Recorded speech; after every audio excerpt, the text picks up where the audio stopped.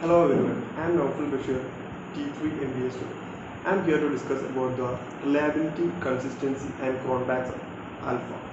First we take a look at what is reliability. Reliability of questionnaire can be divided into four categories. First one is test retest method, and the second one is alternative forms method, and the third one is split halves method, and the fourth one is internal consistency. Coming to the first one, test retest method. In this method, the respondents are asked to give their responses on the scale at two different points of time. The correlation between the two responses is then determined. According to this method, the respondents gives similar or same responses at two different points of time. Then the instrument is said to be reliable. The drawback of this method is that the respondents are already undergone the test once. Hence, the second time its responses may get influenced. Therefore, before using this method, the researcher needs to ensure that the drawback is negated or the drawback is avoided. And the next one is alternative forms method. This method is also called parallel forms. This method tries to address on one of the limitations of the test related method. The way of conducting the test is same, but in this method, the respondents are given different versions of the scale. Here the test is similar to the first test, and the second test is similar to the first test, but contain a different set of questions.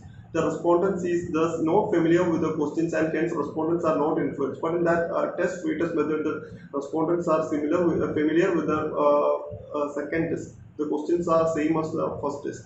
So in this approach, a particular form A is applied to group and another form B is applied to the second group. The forms are then reversed and applied to the opposite group. The correlation is then found between the scores of the two forms, and the correlation reflects the reliability of the test. In general, the alternative forms method is preferred on the test retest method. And the third one is split halves method. A potential drawback of the test retest and the alternative forms method is that these methods require the researcher to administer the two tests at different points of time. This makes a lot of time consuming, and it's a time consuming process. But the split halves method addresses the problem by splitting the scale while conducting the test at the same point of time. The state items are divided into two halves, and the scores are computed for each set of items. The correlation of these two sets is then computed. Here the formula for computing the reliability estimate is that reliability estimate is equal to 2r divided by 1 plus r. Here r equal to obtained correlation. And the last one is internal consistency or Cronbachs alpha.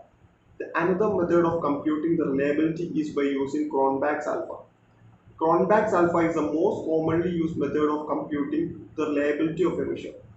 It is much accurate and has an advantage of requiring only the single application of scale.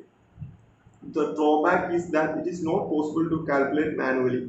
It requires calculating the correlation for all pairs of data. However, its statistical table provides a means of calculating alpha automatically. The formula for calculating Cronbachs alpha is Cronbachs alpha equal to n r mean divided by 1 plus r mean, means mean inter item correlation in all raised to n minus 1.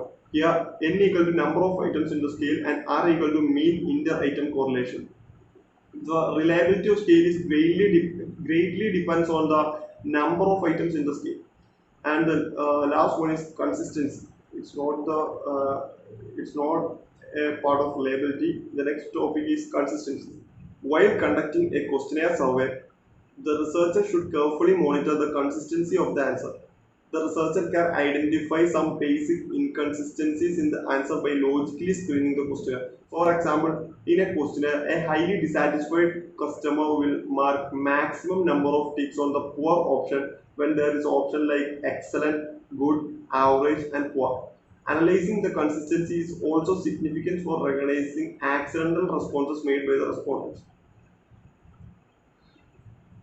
While checking the answers for consistency, the researcher should also analyze the coherency between the different answers of the same respondent. For example, respondent says that they come the age group of 10 to 16 and also came to working in an MNC. It can said that there is inconsistency between the answers. These are all about the consistency and reliability and Cronbachs alpha. So that's all for the sessions. Thank you.